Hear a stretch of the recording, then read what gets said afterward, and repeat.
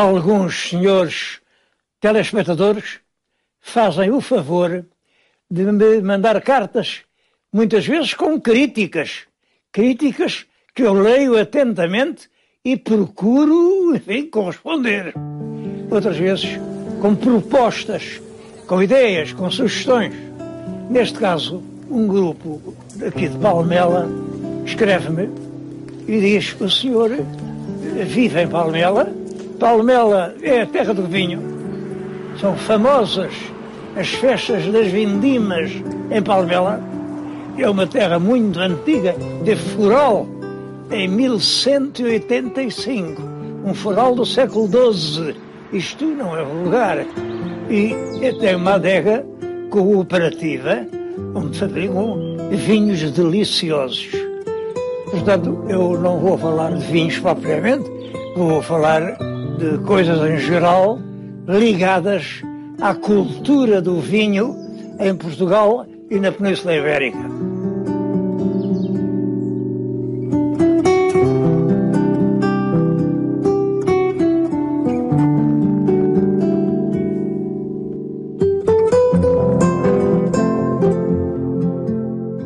Eu tenho que começar por dizer que não sou especialista nesta matéria. Sei o que toda a gente sabe. Quem quiser aprofundar conhecimentos tem este belo livro do engenheiro Eduardo Amaral, O Grande Livro do Vinho. É editado pelo Círculo de Leitores, suponho que está escutado, aliás, mas é um livro muito bem feito e aborda todos os aspectos da cultura do vinho desde o seu aparecimento no mundo. Bom, quanto ao aparecimento no mundo, eu devo lhe dizer, os arqueólogos discutem qual terá sido o primeiro alimento do homem. Eu acho que é uma discussão ociosa. Mas toda a gente sabe qual foi o primeiro alimento. O homem, como todos os mamíferos, começou por se alimentar com o leite materno. Não há outra maneira. Ora bem, entre os primeiros alimentos está necessariamente o bago de uva, que é doce, é tenro, é alimentício, dá-se em videiras que se podem colher. É um fruto que tenta ao homem. As uvas dão uma bebida fermentada que já não é o sumo da uva, é completamente diferente, mas que tem extraordinárias qualidades sobre a personalidade. A pessoa que bebe vinho sente-se mais desembaraçada, mais valente, mais corajosa, mais expansiva. E é claro que isso levou os mais antigos homens a atribuir ao vinho qualidades mágicas, qualidades extraordinárias. Os romanos diziam que foi o Saturno quem plantou as primeiras videiras. Aqui na península diziam que não foi nada ao Saturno, foi o Hércules. O Hércules, com a sua força enorme, poderia vinho, claro, e portanto foi ele que as trouxe. Os judeus diziam que nada disso era verdade. Foi o Noé, quando foi o dilúvio universal, o Noé guardou na arca tudo, plantas, animais, para que nada se perdesse. E pôs também um cesto de uvas. Com o tempo e o balanço da arca fermentou, transformou-se em vinho. E foi assim que o Noé foi o primeiro viticultor. Todas estas lendas têm de comum a ideia de que o vinho tem uma origem não humana. E a origem é uma literatura rica e um culto com aspectos extremamente chocantes para nós. Os bacanais eram cultos a Baco e ao vinho. As bacantes eram as figuras que entravam nessas festas sangrentas e cruéis. O poeta trágico Eurípides, que é do século V a.C., tem uma peça chamada exatamente As Bacantes. A história é esta. Há uma rainha que resolve ser bacante, o que é um horror, uma rainha não pode ser bacante. E o filho, que também é rei, tenta tirar-lhe isso da cabeça, mas não consegue. Eles vão todos bebendo cada vez mais e as alturas são todos completamente fora de si. E então a rainha mata o próprio filho para lhe beber o sangue. A ideia do sangue e do vinho andaram sempre ligadas. Esta peça é por teatro, mas mostra a violência do culto das bacanais em Roma.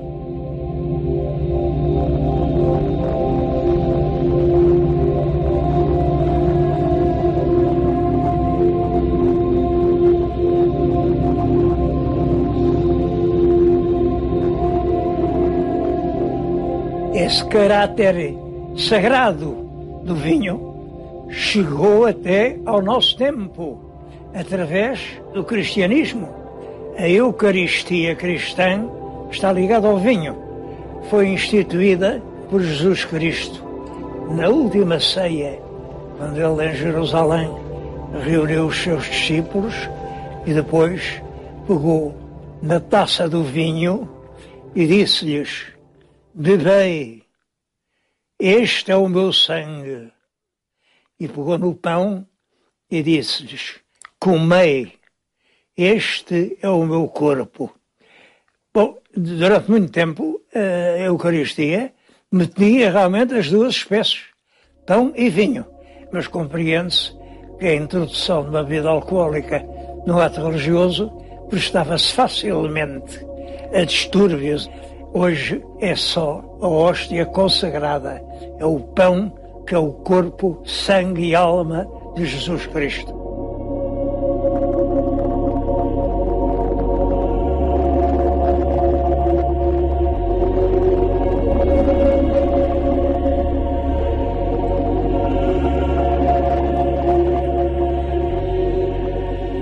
Algumas abadias e mosteiros fabricavam o vinho para a Eucaristia, porque tinha que ser um vinho puro, um vinho feito com grande cuidado. Há grandes vinhos hoje, aqui em Portugal, em Alcobaça, que nasceram da necessidade dos monges disporem de um vinho de grande qualidade para a Eucaristia. O nome dos monges ficou para sempre ligado ao vinho, ao champanhe. Lembraram do Dom Perignon. Dom Perignon era um abade beneditino que dizia que aquela espuma que o champanhe deita quando se abre são as próprias estrelas do céu a indicar um caminho.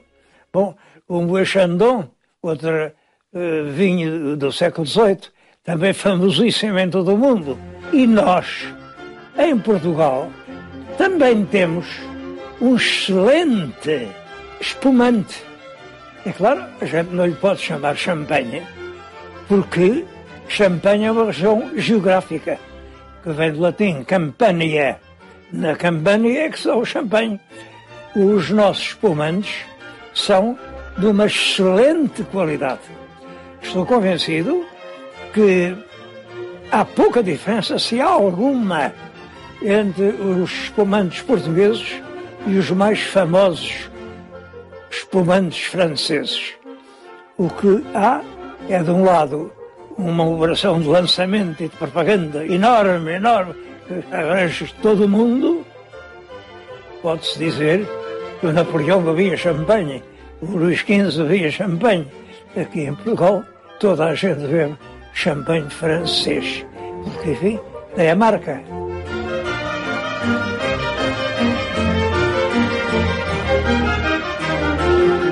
Entre as regiões produtoras de espumantes de grande qualidade, conta-se a Bairrada.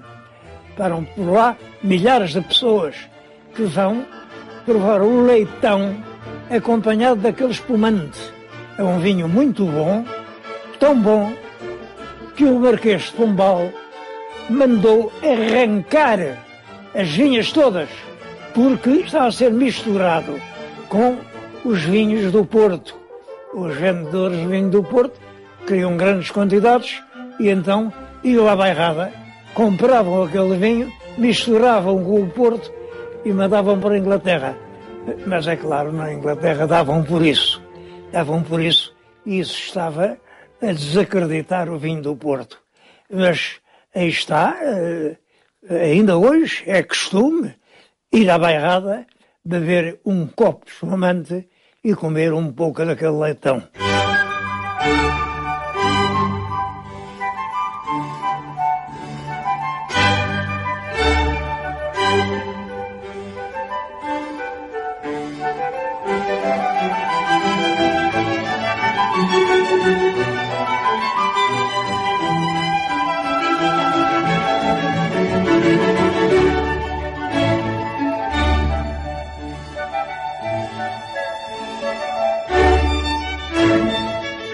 Agora, como veem, mudamos de cenário, estamos noutro sítio. Vim a outra adega regional notável, é de Colares. Aqui em Colares fabricam-se grandes quantidades de vinho e de vinho de grande qualidade. É famoso o Ramisco e o Malvasia.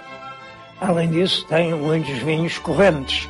A adega foi fundada em 1907 e continua em plena produção. Aquelas colinas à beira-mar são ótimas para a produção do vinho.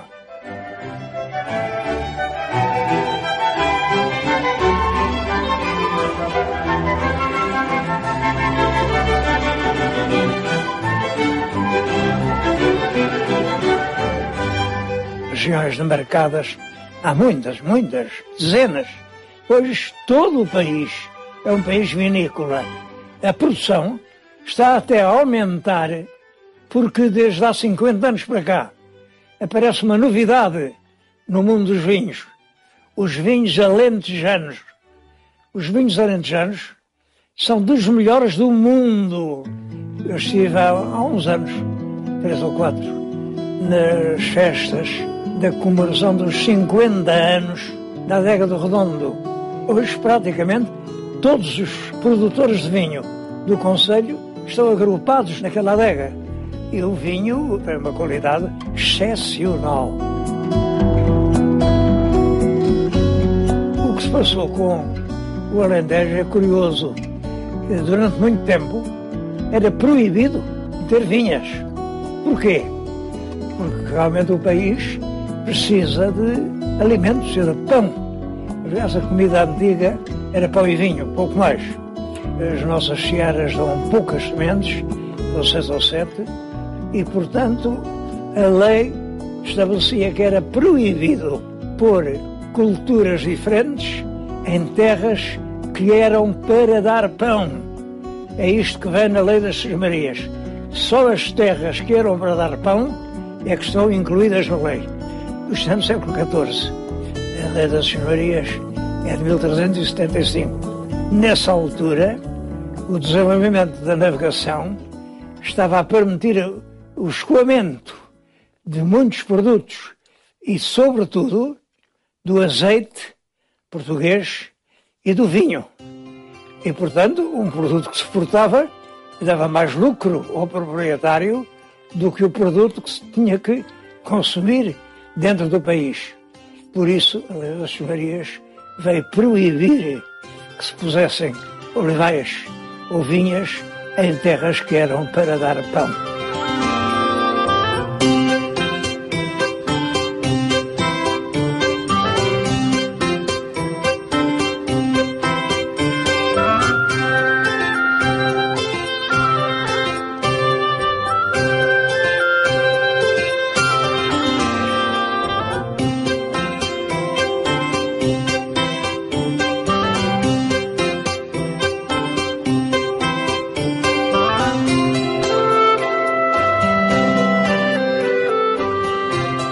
Dos vinhos portugueses, o mais famoso em todo o mundo, é claro que é ainda o vinho do Porto. O vinho do Porto tornou-se universal, a bem dizer, depois do Tratado de Methuen. O Tratado de Methuen é o diplomata que o negociou. É uma coisa de 1703 e o tratado é muito simples.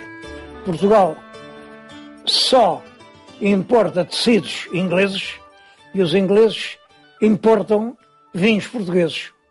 Bom, É claro que houve grandes críticas, porque isto veio dar um golpe na fabricação nacional de têxteis, lá que veio. Mas, por outro lado, veio incrementar extraordinariamente a exportação do vinho.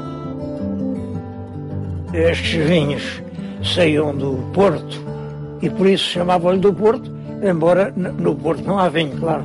Eram daquela região do Alto Douro e confluíam pelo Douro até diante do Porto, nos barcos rabelos, e depois daí é que eram exportados para a Inglaterra.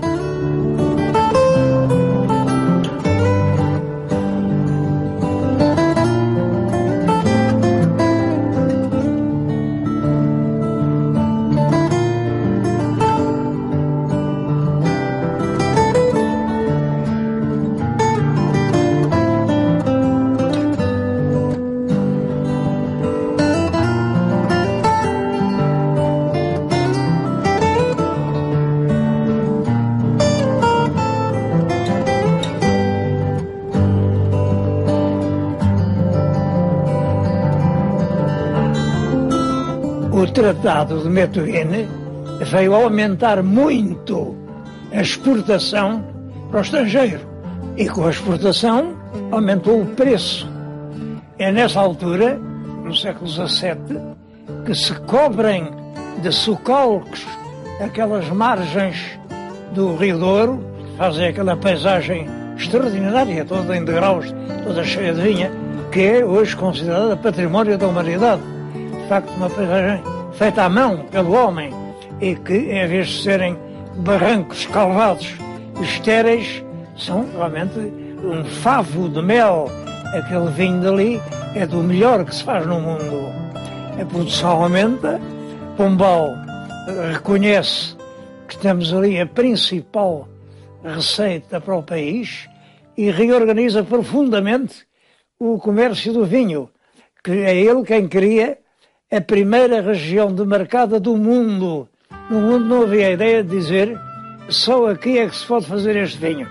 Pombal fez isso, os preços subiram na vertical e durante o século XVIII, quase todo o século XIX, o vinho é o principal elemento da economia nacional. Simplesmente, no fim do século XIX, há uma tragédia. Vem a filoxera. A filoxera é uma doença que mata a planta e, portanto, o que eram vinhas florescentes ficaram agora campos mortos. Ainda hoje se vê em certos sítios retângulos pretos no meio das vinhas verdes. São os moratórios, vinhas que morreram. Bom, isso é uma tragédia para os viticultores do Norte, uma tragédia grande. Mas o país reagiu bem à praga da filoxera e, nos inícios do século XX, justamente com a importação de bacelos americanos, que a parte inferior da planta era inatingível pela filoxera. E assim foi possível restituir praticamente a totalidade dos vinhedos apanhados pela filoxera.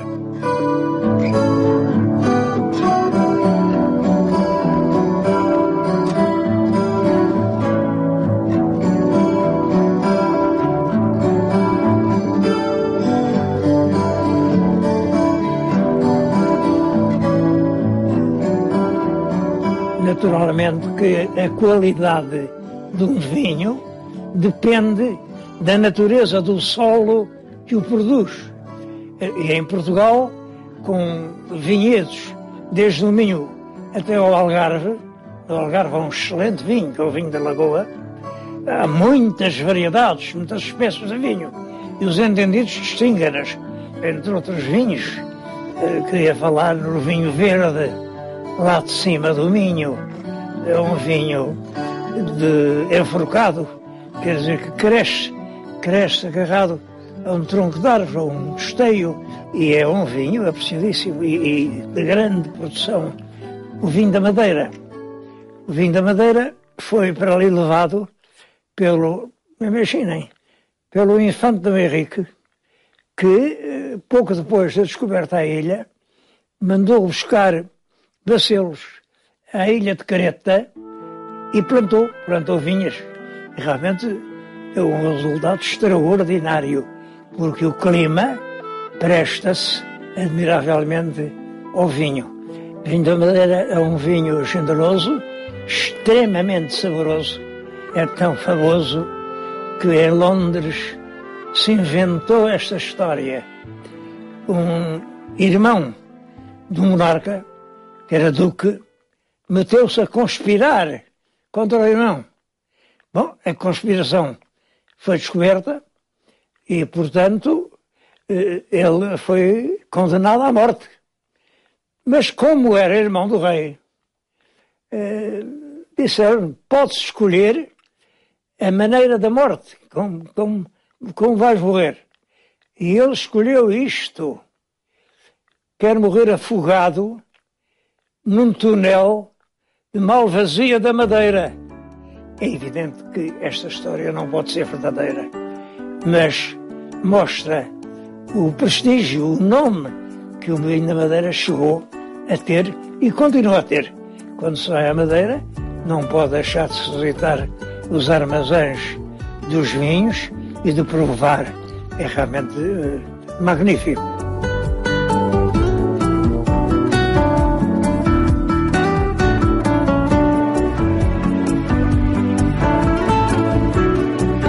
Partimos de Palmela e vimos terminar em Palmela.